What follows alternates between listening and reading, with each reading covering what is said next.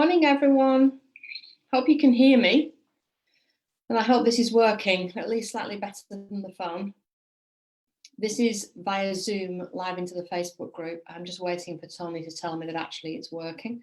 I've just had the thumbs up. So, good morning. I'm sorry about the change. I'm just waiting for Tony to tell me that actually it's working. No flowers. And it is what it is at the moment until I can fix my phone. So back to compliance over coffees, and we're still on the compliance document series and anti-money laundering and seller procedure, which we tried now. I think this is the fourth time, but fingers crossed this will work today. So for seller's procedure, I'm going to split it into two sections.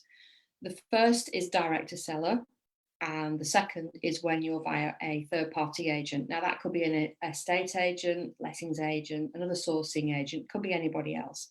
So let's deal with direct to the seller. The idea of the procedure is that it's a procedure that you follow with every person that you deal with that fits that criteria. Now, we talked about in the previous compliance over coffee that worked about the Aml Risk Assessment and about splitting your clients into two categories, low risk or high risk. Now, what that does is when you decide if they're low risk or high risk, then you use your appropriate procedure, which is low risk or high risk, to follow through and do the due diligence checks as set out that you say you're going to do.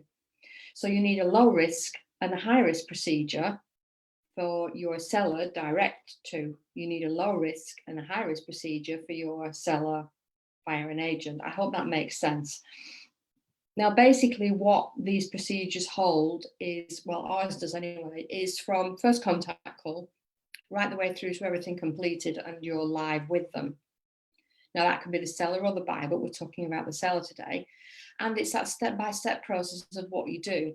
So you need to have a sit down and a think with a pen and a piece of paper and write down, okay, how do sellers immediately get in touch with me? It may be that you have a website and they complete a form for more information, and that will be your step one. That's how they get in touch with you.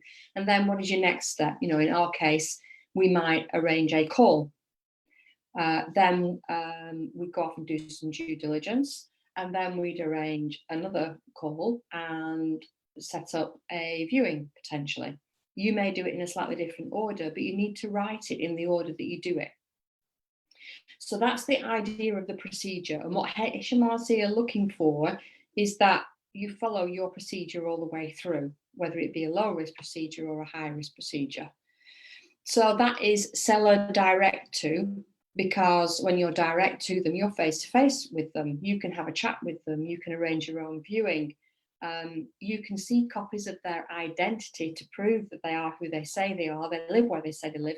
And don't forget that legal right to sell the property. All of this is part of your procedure that you would check, and it must be written down.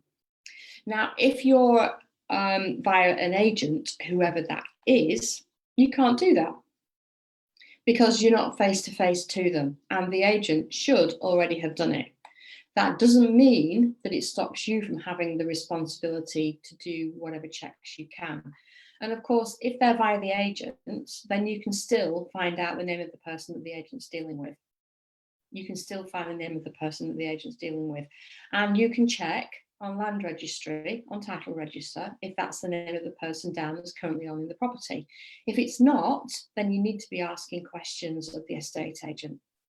So all of this needs to be in your procedures, how you deal with your clients, whether you're face-to-face with them, as in you're direct with the seller, or whether you're through a separate estate agent or a sourcing agent.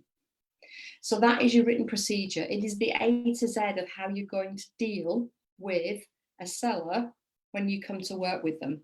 And this doesn't make any difference whether the seller's paying your fee or not. Legally, we are obliged to do due diligence on both parties. So please don't forget this section. So that was today's compliance over coffee. I hope it's worked and the sound is okay. I'm not a Dalek again. I am working on, can't fix my phone. I don't think I'm going to have to upgrade it. So I'm working on that, guys. But for the moment, what I'll do is I'll run through Zoom and go live into the group until I've sorted out a new phone and I've got it. So I hope this is working again. I think there's about 6 of you on, but I can't see any comments at this moment. I hope it's been fine. I hope everyone's well. Have a great rest of the week. I'll be back with you as normal on Thursday morning for the AML buyer procedure. So have a great day, and I'll see you again on Thursday. Bye for now.